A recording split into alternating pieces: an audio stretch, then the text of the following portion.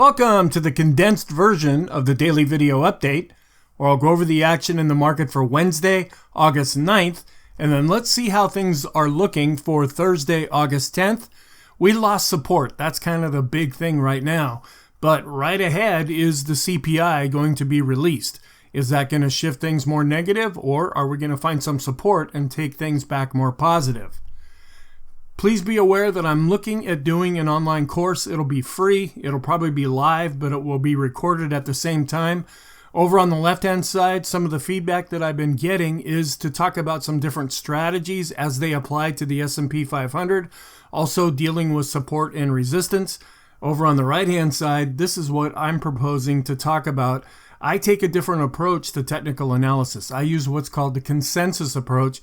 I don't just hone in on one or two different indicators. I look at everything I can and then reach an overall consensus about what's happening in the market, and that served me well for 25 to 30 years. So I will be presenting some of that in this course. Please feel free to contact me if you have any areas that you would like me to cover. Please also be aware that I don't do individual stocks. I don't go into even sectors. I look at everything as it applies to the S&P 500. All right, let's go back and talk about what happened. Support is being lost. We were looking at major support at the NASDAQ 100, the NASDAQ, and the S&P 500.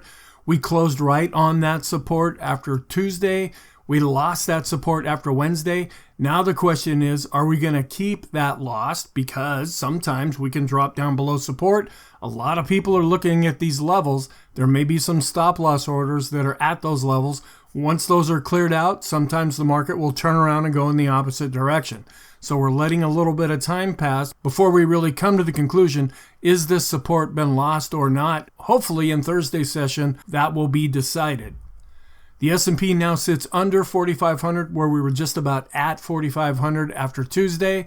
On a short-term basis, we have the Stochk RSI, the Williams Percent R, the CCI 14 and 20, as well as the stochastics giving us extreme negative readings. You could say they're oversold, but they could still continue to decline and become even more oversold. The dollar declined and interest rates were up. The 30 to the 5-year curve that we follow is back to being normal, but all of our other yield curves remain inverted. Sentiment is still positive at 67, where it ticked down from 69. Our trend is changing now. We're seeing the red line crossing the green line, so we're in a negative trend. The ADX is below the moving average. We're still in a trending environment, but we're seeing a weakening trend. The bias is negative, and our momentum has now switched to negative since we lost those support levels, at least for right now. The economic reports that came out, we just had the weekly MBA Mortgage Applications Index. It was down 3.1%. Purchase applications were down 3%. Refinance applications were down 4%. Here's the intraday chart. We did have a lower open, but it was a little more calm than what we saw in Tuesday's session. We eventually, though, saw some weakness coming in. We dropped below the daily pivot, and we came down below S1. We fell just a little bit below the low that was set in Tuesday's session, but then it looked like things were shifting a bit. Just like on Tuesday, we hit some support. We started to come back up. We got back above S1. We got back above the daily pivot, and we came right up to the unchanged level, which acts as overhead resistance on a down day. That's where we topped out, and then we saw declining going into the close, closing just about on the lows for the session. Here's an intraday chart of the growth to value ratio, and I'm finding myself watching this pretty closely these days.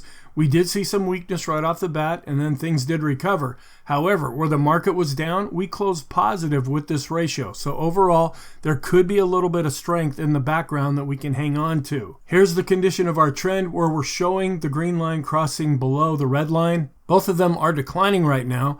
We're also seeing a weakening trend as the ADX is below its moving average after giving us a pretty extreme reading. Seeing pretty much that same thing on the short term, where we're coming down below the moving average with the ADX. The red line is declining, but it has crossed above the green line. So now we're switching over to a bias of a negative trend. On the daily chart, it's looking more like we're going into an all-out decline here as this chart tries to redraw. We never were able to get back up to this pivot level. Now we have another pivot level that may act as some kind of support, and we're coming down to the 50-period moving average. On the bottom, we can see where volume continues to be below average. Looking at the moving average tree, we're falling below the 20-period moving averages, so now we're wondering, are we going to come down to the 50-period moving averages?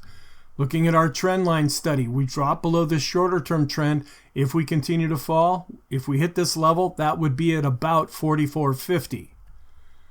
This is one of the support levels that was lost, at least for right now. We dropped below this 61.8% retracement level on the NASDAQ.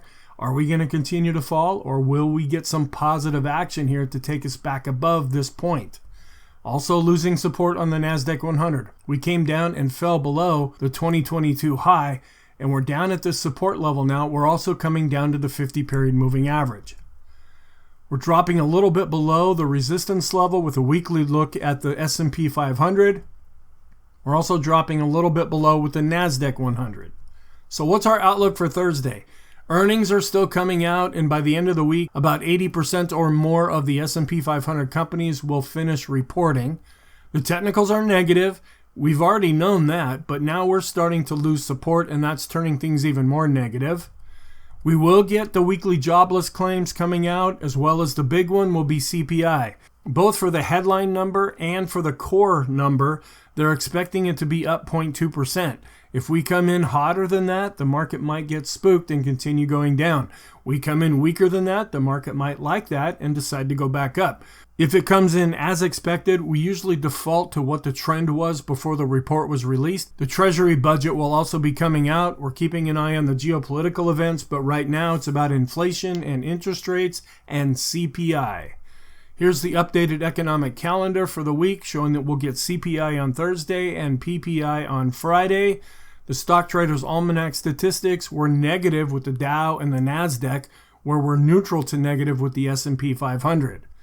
We're wondering if we're starting to bottom out here historically and may get a bounce up out of this from the NASDAQ.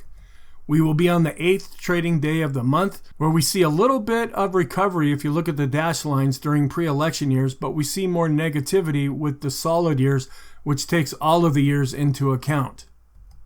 So our scenarios, pretty much having to default to the down one right now. The technicals are negative and we are losing support. We're not going with the up one for right now. There's really no suggestion of that in our charts. We're not going with the sideways trend either because we're crossing over to a negative trend. The ADX is weakening, but it's still above 20, suggesting that we are in a trending environment. The warning signs, we did see a convergence of these short-term bearish signals. That's the weakness that we've been seeing lately. Our longer-term trend signals, those weekly charts for the S&P and NASDAQ, they may be signaling that we're at a top, but it's going to take some time for that to work out. Seasonally and historically, we're in a weak time of the month as well as the year. The S&P 500 oscillators are negative, and we're also watching the negative NASDAQ 100 oscillator of the PPO. The VIX is still showing complacency even though it's been going up as we've been going down. The cumulative new highs, new lows for the NASDAQ are still showing weakness. The 3-month yield is back above where it was in 2007, and it's continuing to climb. S&P 500 growth is weakening. In the shorter term, you could say we're in a downtrend, but longer term on that chart, we're still in an uptrend. The weekly pivot point that we hit about 2 weeks ago, that's where we topped out, and we've been coming down since that time. The parabolic SAR is negative, and the vortex is negative. And then we're dealing with earnings as they're being released. The positive signs, we do have seasonality and setups way in the background, much bigger picture, that are still there, and they are positive. The daily special K chart continues to be positive. The equity put call ratio, it's turning up a little bit, but it's still positive for the market. The S&P remains above the downtrend channel upper line. We're still in a risk on posture, even though that ratio is taking a bit of a hit. The S&P is outperforming utilities. The NASDAQ and NASDAQ 100, they broke above overhead resistance, but they're having a really hard time getting above daily pivot resistance. If we start to come back down even more, will these resistance levels that we broke through end up offering support? The Staples to S&P 500 ratio is declining. The Russell and small cap indexes that we follow, as well as the mid caps, have generated recent golden crosses. Small and mid cap growth is positive. And the financial sector has also generated a recent golden cross. Our conclusion, in the overall, we are negative and we're starting to lose support, It's not too late to get that back, but if we see more downside action, that support is just going to become more of a distant memory. In the short term, we are negative, and you could say that we're slightly oversold. We could still become more oversold in the short term. Intermediate term, we're still just negative. Long term, we still remain positive. Thank you. I hope you found this helpful. Please feel free to check out the full-length video where I go through all of the different charts. Have a great day, and I will talk to you in the next video.